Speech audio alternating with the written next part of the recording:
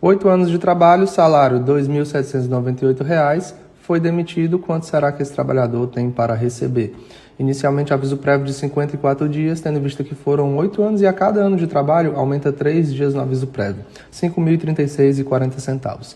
Férias proporcionais, R$ 2.798, um terço de férias, R$ 932,66, além do 13º proporcional de R$ 2.798. Vai ter aqui, claro, os descontos do INSS, então menos R$ 335,76. O FGTS vai ser liberado no valor total, R$ 21.448,64, além da multa de 40% que o patrão tem que pagar em caso de demissão, R$ 8.595,46.